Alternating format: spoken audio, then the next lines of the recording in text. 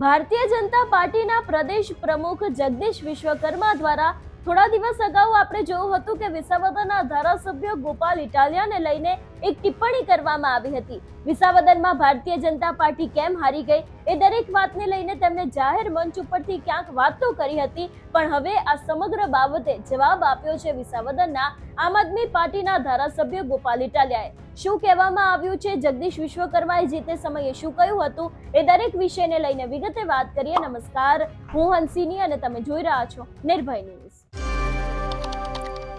સૌરાષ્ટ્રમાં જે રીતે આમ આદમી પાર્ટીનો વ્યાપ વધી રહ્યો છે એને જ લઈને ક્યાંક અત્યારે હાલ ભારતીય જનતા પાર્ટીના પ્રદેશ પ્રમુખ પણ સૌરાષ્ટ્રના પ્રવાસે છે। રાજકોટ ગયા હતા, જુનાગઢ ગયા હતા, વિસાવદરના જે ભેસાણ છે તેની પણ મુલાકાત લેવામાં આવી હતી। ઘણી બધી જગ્યાએ આપણે એવું પણ જોયું હતું કે તેમના દ્વારા સભાઓ કરવામાં આવી હતી, આમ આદમી પાર્ટી ઉપર આકરા પ્રહાર કરવામાં આવ્યા હતા, દિલ્હી વાળી પાર્ટી કહીને પણ ક્યાંક સંબોધવામાં આવ્યું હતું। પણ હવે આ સમગ્ર મામલે ક્યાંક જે તે રીતે વિસાવદરની ચૂંટણીને યાદ કરવામાં આવી હતી, ગોપાલ ઇટાલિયા ઉપર કટાક્ષ કર્યો હતો, એ જ બાબતે હવે ક્યાંક ગોપાલ ઇટાલિયા દ્વારા એક પેપર કટિંગ છે, જે અખબારનો અહેવાલ હોય એ મૂકવામાં આવ્યો છે, એના વિષયને લઈને અહીંયા વાત પણ કરવામાં આવી છે।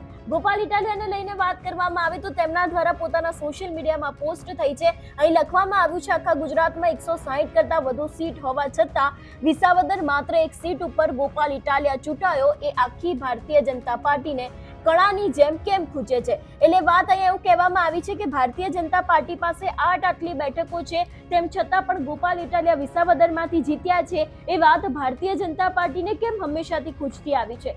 અખબારના અહેવાલની વાત કરવામાં આવે તો અહીં પણ લખવામાં આવ્યું છે, વિસાવદરની પેટા ચૂંટણીમાં ભાજપની હાર આંખના કણાની જેમ ખૂંચી રહી છે। જૂનાગઢમાં ભાજપના કાર્યકર્તાઓ અને આગેવાનોને સંબોધતા પ્રદેશ ભાજપના પ્રમુખ છે એમના દ્વારા જે રીતે વાત કરવામાં આવી હતી એને લઈને પણ અહીંયા લખવામાં આવ્યું છે, ભાજપને જ ભાજપ હરાવે છે, સામે કઈ છે જ નહીં, એવા જે શબ્દોનો ઉચ્ચાર કરીને પ્રદેશ ભાજપના પ્રમુખ જગદીશ વિશ્વકર્માએ જૂનાગઢ જિલ્લાને સ્થાનિક સ્વરાજની સંસ્થાઓની ચૂંટણીમાં એપી સેન્ટર ગણાવ્યું હતું। એ ઉપરાંત આ જિલ્લામાં છેલ્લે વિધાનસભાની જે બેઠકની પેટા ચૂંટણી પણ ભાજપ હાર્યો, એ વિસાવદર વિશે તેમને ભાજપના કાર્યકર્તા અને આગેવાનોને વિસાવદરની બેઠક ભાજપને આંખના કણાની જેમ ખૂંચી રહી છે એમ કહીને ઉમેર્યું કે આ વખતે આંખનું કણું કાઢવાનું છે, એટલે કે જે તે સમયની ચૂંટણી આવે એમાં હવે સીધો જ ટાર્ગેટ ક્યાંક વિસાવદર રહેવાનો છે, એવી વાત પણ કરવામાં આવી હતી। એ બાદ અહીંયા સ્થાનિક સ્વરાજની ચૂંટણીને લઈને પણ વાત કરવામાં આવી છે કે સ્થાનિક સ્વરાજની ચૂંટણીમાં જૂનાગઢ એપી સેન્ટર છે,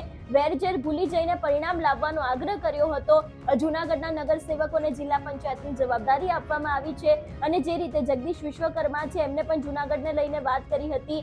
જે મેંદરડાના જે સમઢિયાળા છે ત્યાં પણ ભેસાણ ખાતે કાર્યકર્તાઓ અને મતદારોને સંબોધન કર્યું હતું, કહેવામાં આવી હતી, ટકોર કરી હતી કે વિસાવદરની જે સીટ છે તે હવે આપણે લાવવાની જ છે, એવી વાત જગદીશ વિશ્વકર્મા દ્વારા કરવામાં આવી હતી।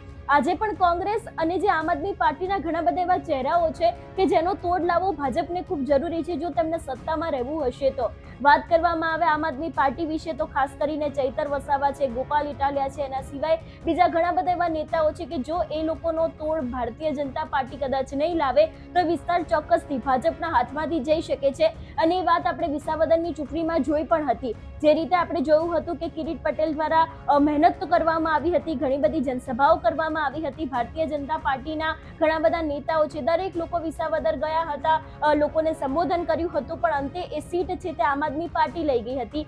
આદિવાસી વિસ્તારમાં પણ કંઈક એવું જ છે, અત્યારે હાલ ત્યાં નાયબ મુખ્યમંત્રીથી લઈને જે મંત્રી સુધીના લોકો છે એ લોકો ચૈતર વસાવાનો તોડ ગોતી રહ્યા છે। કોંગ્રેસમાં પણ ઘણા બધા એવા ચહેરાઓ છે કે જેનો તોડ ગોતવો ભારતીય જનતા પાર્ટી માટે ખૂબ જ જરૂરી છે। એ પછી બનાસકાંઠાના સાંસદ ગનીબેન ઠાકોર હોય કે પછી વડગામના ધારાસભ્ય જિગ્નેશ મેવાણી હોય, ત્યારે હવે જે વિસાવદરની સીટ ભારતીય જનતા પાર્ટી હારી ગયું છે એ જ વાતને લઈને પણ ક્યાંક ને ક્યાંક ગોપાલ ઇટાલિયા છે એમના દ્વારા અહીંયા આખી એક ફેસબુક પોસ્ટ કરવામાં આવી છે, જેમાં કહેવામાં પણ આવ્યું છે કે આટલી બેઠકો ભારતીય જનતા પાર્ટી પાસે હોવા છતાં પણ વિસાવદરની બેઠક કેમ તેમને આંખના જે કણો હોય છે એમાં ખૂંચી રહી છે, એવી પણ વાત તેમના દ્વારા કરવામાં આવી છે। એટલે જે રીતે અત્યારે હાલ રાજકારણ ગરમાયું છે, જગદીશ વિશ્વકર્માનું જે તે સમયે નિવેદન સામે આવ્યું હતું, આમ આદમી પાર્ટી ઉપર આકરા પ્રહાર કરવામાં આવ્યા હતા, એ જ વાતનો જવાબ હવે ગોપાલ ઇટાલિયાએ આપ્યો છે।